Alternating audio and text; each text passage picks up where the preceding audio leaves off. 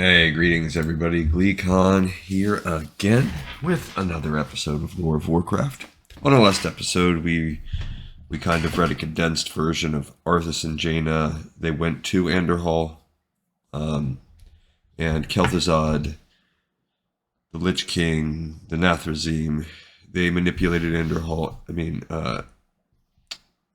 Arthas into killing Kel'Thuzad. He sacrificed himself willingly because he knew he would be raised to a lich, and planted all, like, I'm guessing we're going to see it here, maybe some kind of like evil monologue when you're fighting the boss, and they tell you all their plans. Although this one, they did it on purpose so that he would go to Stratholme next. So stay a while and listen to Chapter 11 of Arthas Rise of the Lich King as we see the novelization of all that. Arthas was pushing his men too hard, and he knew it.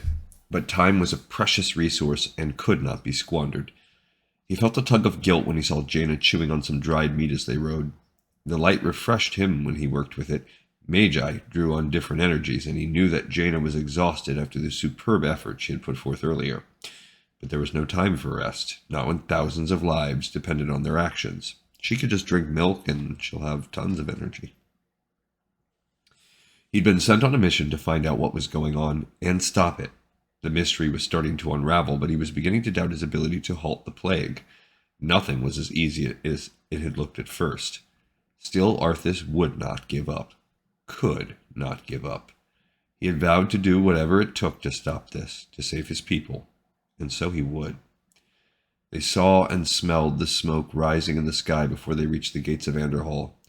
Arthas hoped that if the town had burned, then maybe at least the grain had been destroyed as well, and then felt a twinge of guilt at the callousness of the thought. He buried it in action, kicking his mount hard and riding through the gates, expecting to be assaulted at any moment. Around him, buildings burned, black smoke stinging his eyes and making him cough. Through tear-filled eyes, he peered around. There were no villagers, but neither were there any undead. What was...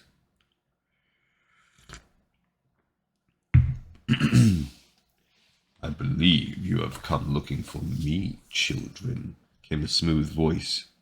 The wind shifted, driving the smoke in a different direction, and Arthas could now see a black-robed figure standing only a short distance away. Arthas tensed.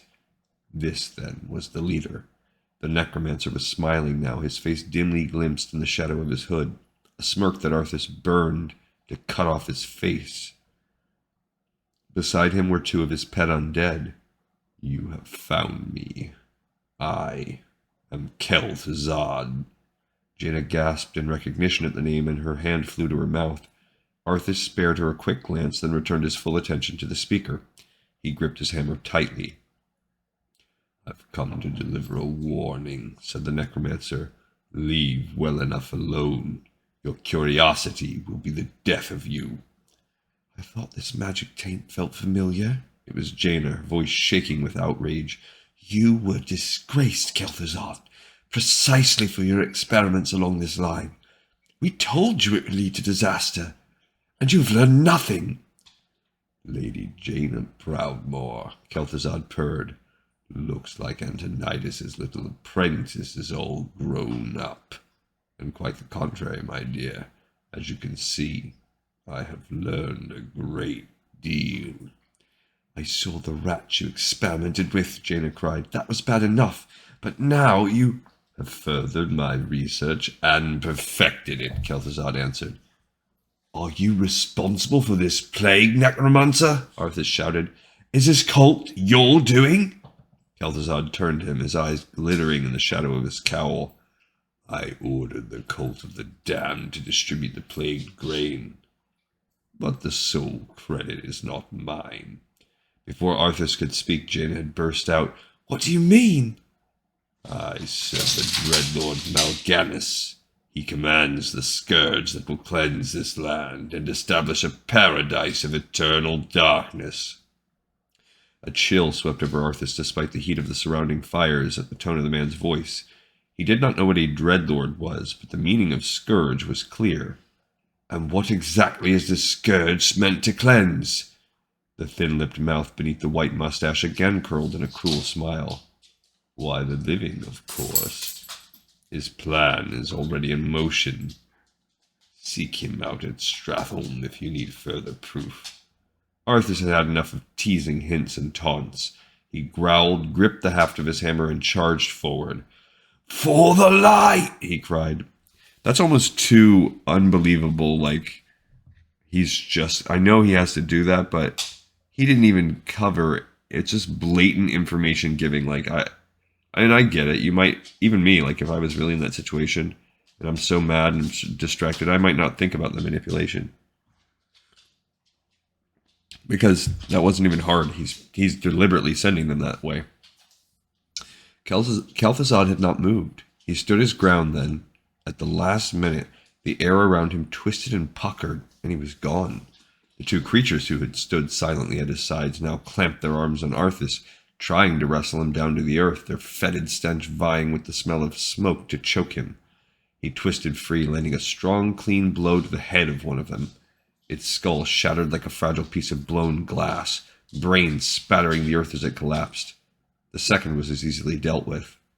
"The granary!" he cried, running to his horse and leaping atop it. "Come on!" The others mounted up and they charged down the main path through the burning village. The granaries loomed up ahead of them. They were untouched by the fire that seemed to be racing through the rest of Anderhall. Arthas drew his horse up sharply and leaped off it, running as fast as he could toward the buildings. He pulled open the door, hoping desperately to see crates piled high. Grief and rage swept through him as the only thing to meet his gaze were empty chambers. Empty save for small, scattered bits of grain and the corpses of rats on the floor.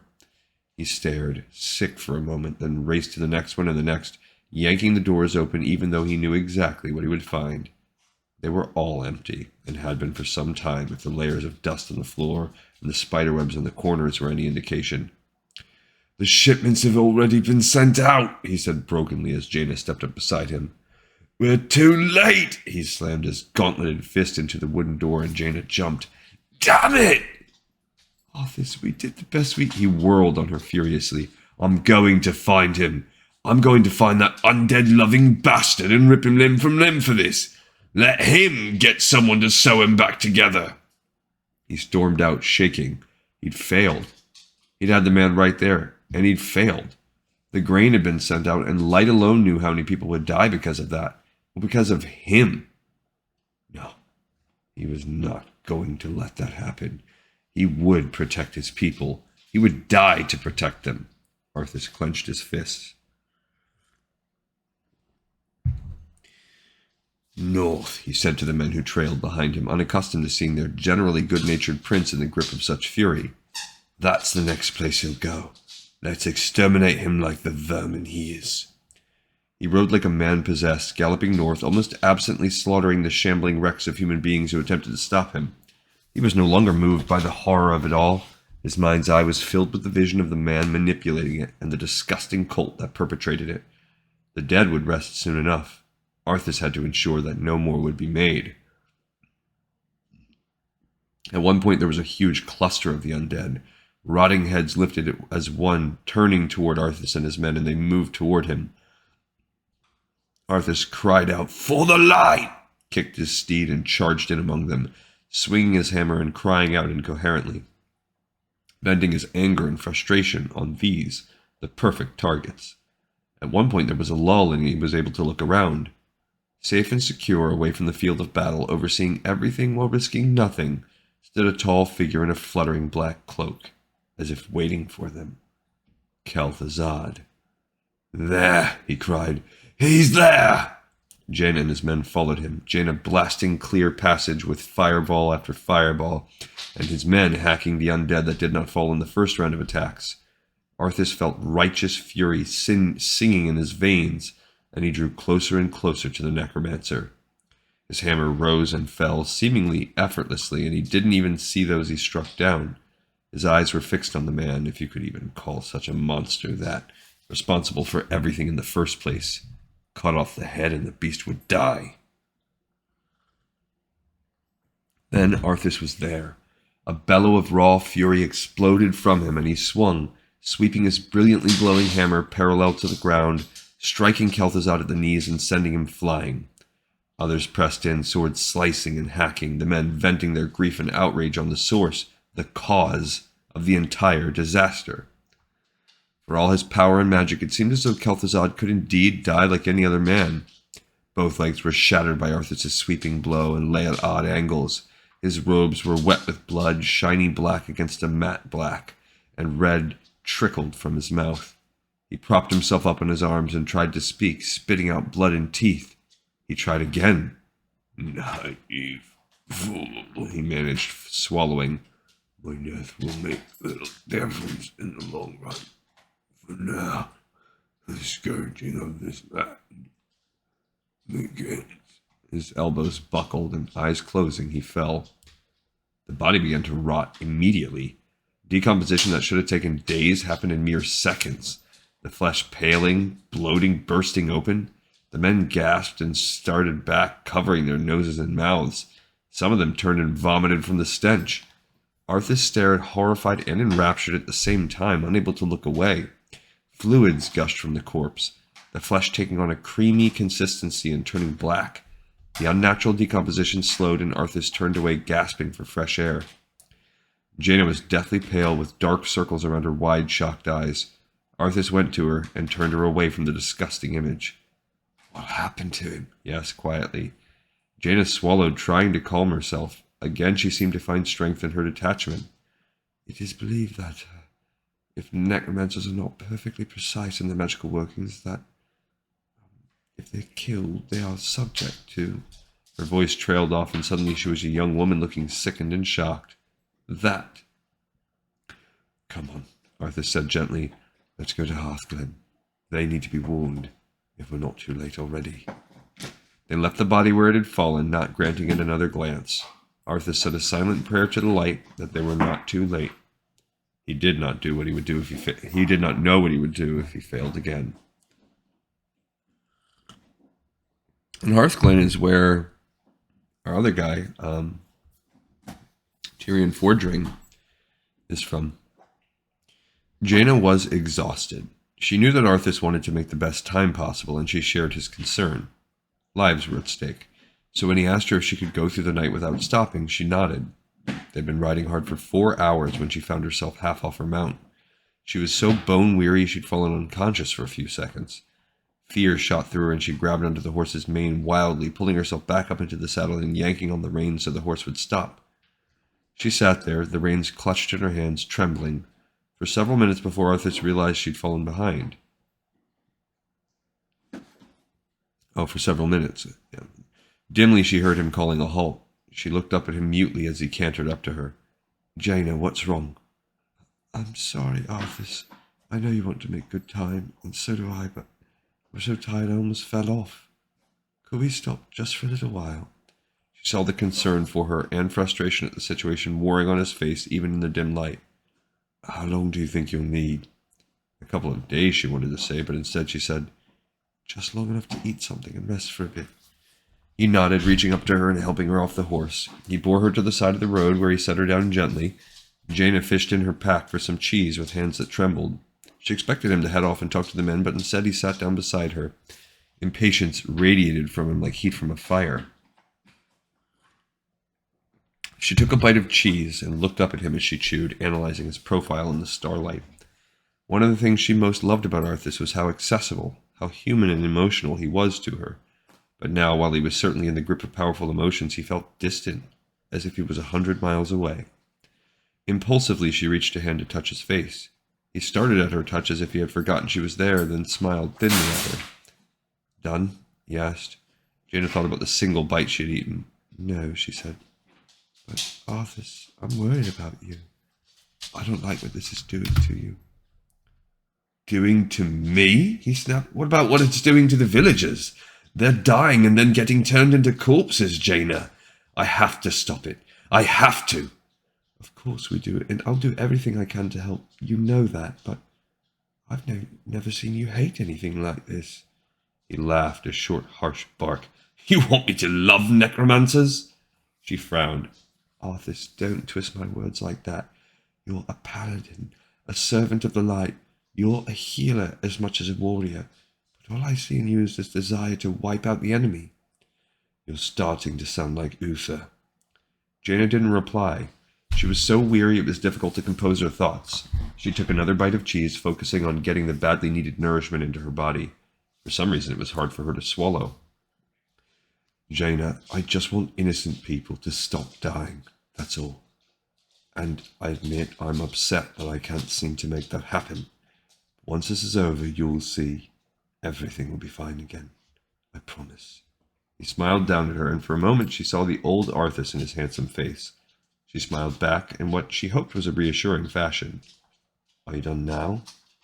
2 bites. Jaina put the rest of the cheese away. Yes, I'm done. Let's keep going. The sky was turning from black to the ashy gray of dawn when they first heard the gunfire. Arthas's heart sank. He spurred his horse as they wound their way north, up the long road that cut through the deceptively pleasant hills.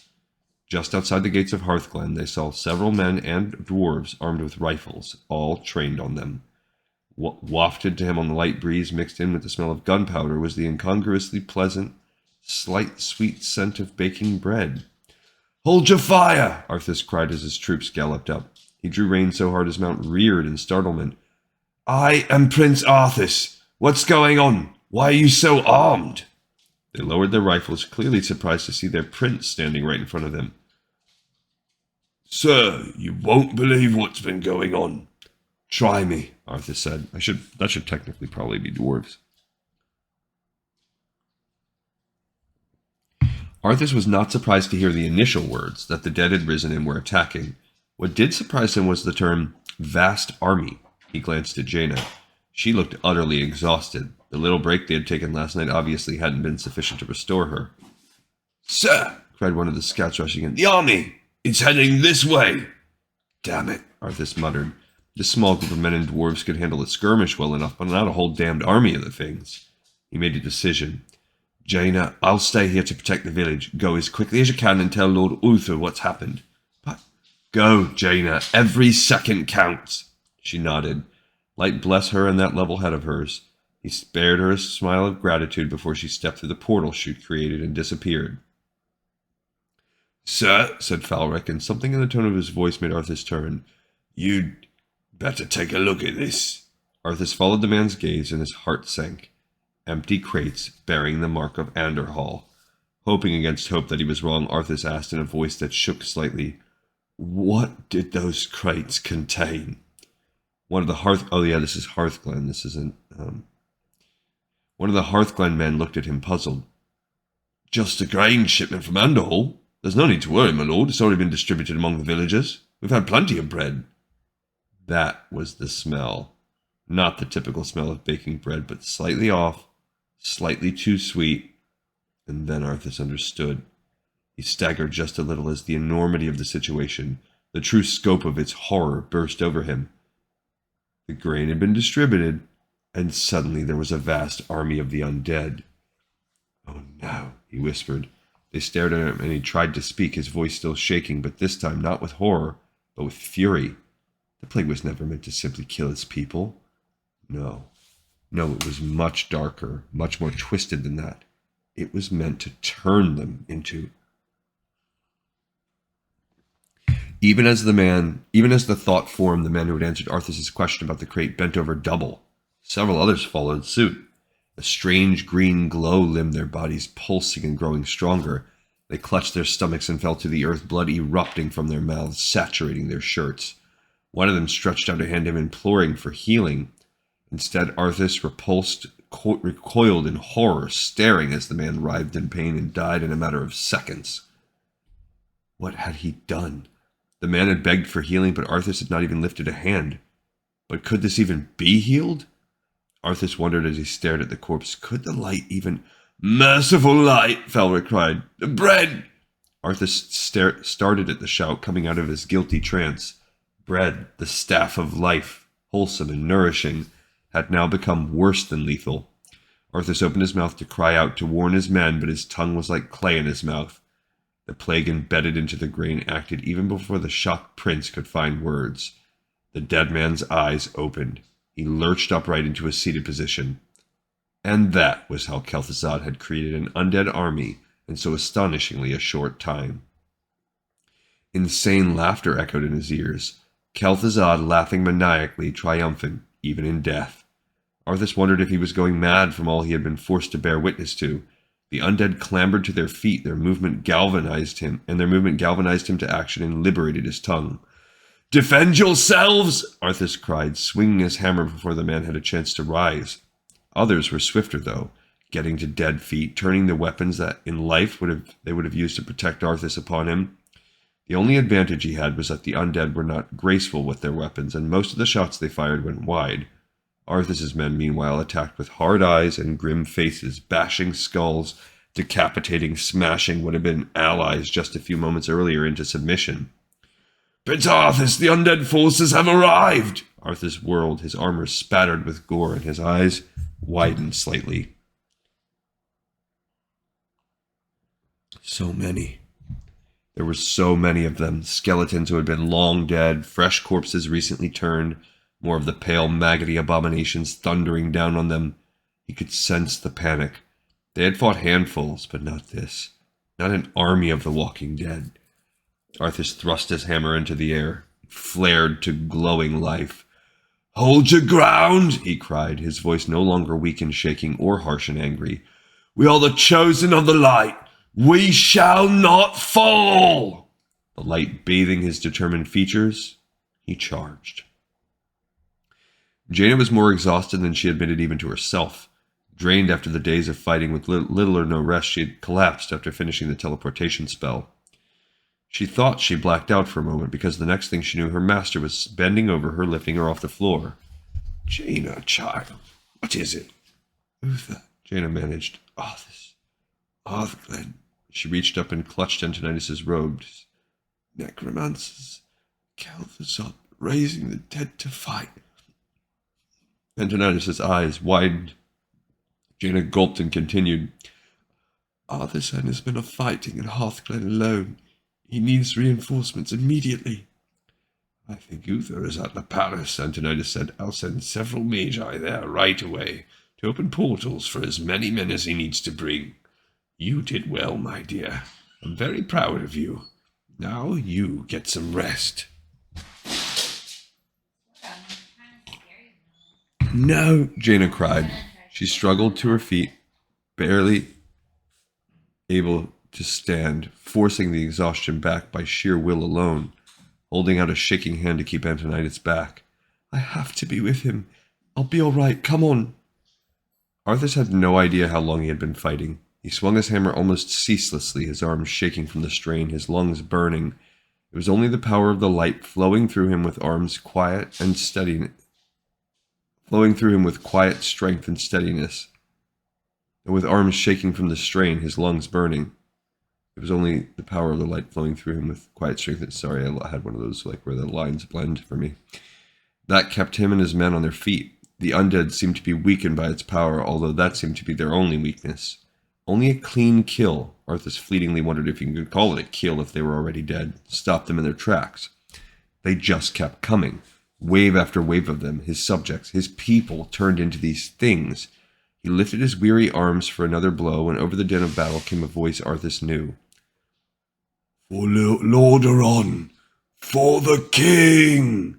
The men rallied at Uther the Lightbringer's impassioned shout, renewing their attacks. Uther had come with a solid core of knights, fresh and battle-hardened. They did not shirk from the undead.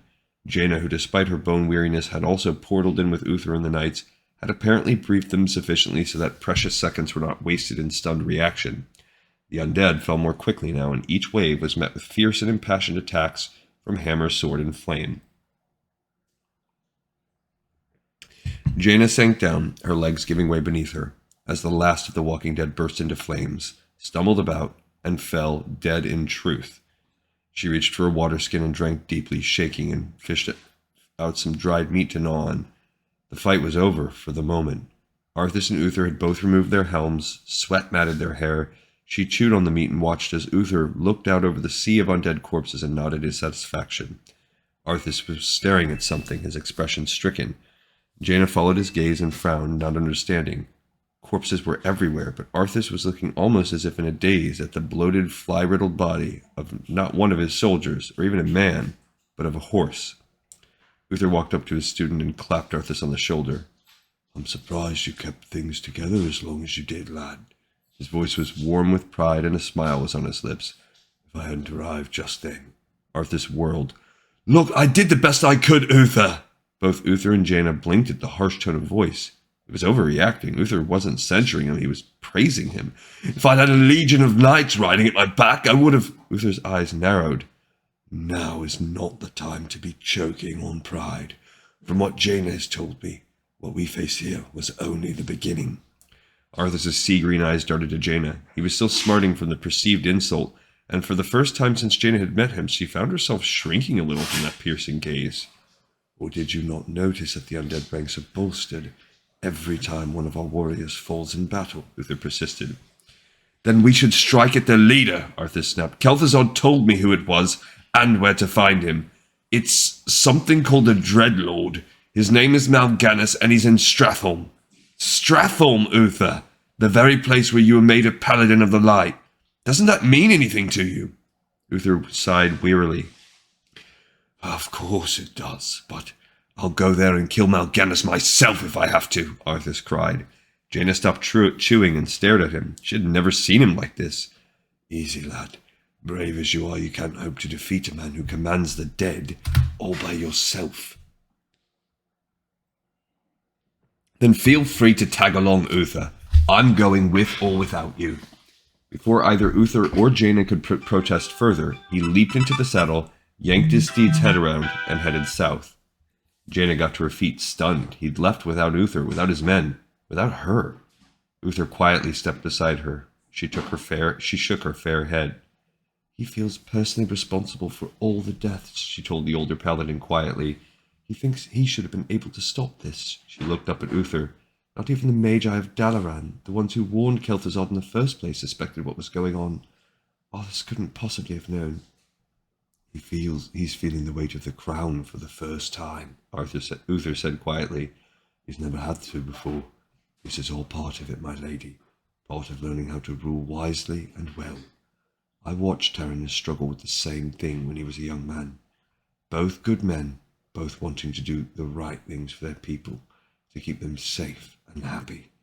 His eyes were thoughtful as he watched Arthas fade into the distance. But sometimes the only decision is which is the lesser evil. Sometimes there's no way to fix everything. Arthas is learning that. I think I understand, but I can't let him just charge off by himself. No, once I get the men ready for a long march, we'll be on his trail. You should rest up too. Jaina shook her head. No, he shouldn't be alone. Lady Proudmoore, if I may, Uther said slowly, it might be good to let him clear his head. Follow him if you must, but give him a little time to think. His meaning was obvious. She didn't like it, but she agreed with him. Arthas was distraught.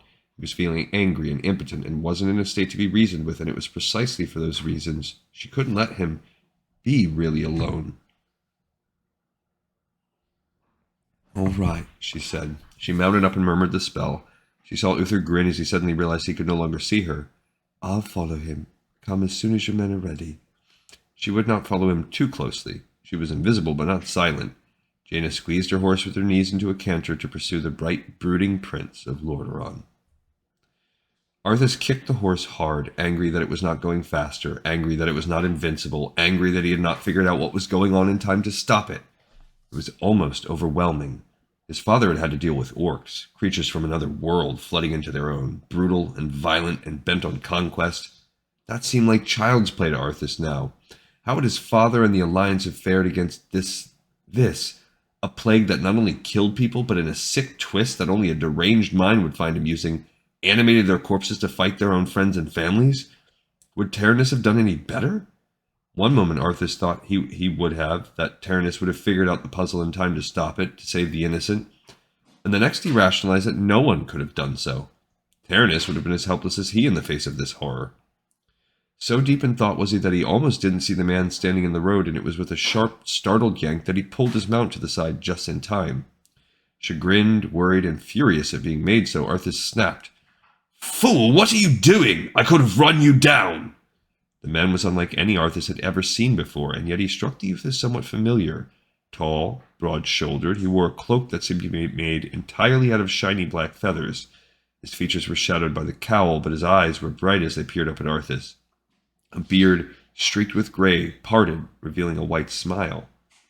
"You would not have harmed me, and I require your attention," he said, his voice deep and mild. "I spoke to your father, young one. He would not hear me. Now I come to you." He bowed, and Arthas frowned. It seemed to be mocking. "We must talk." Arthas snorted. Now he knew why this mysterious, dramatically clad stranger seemed so familiar.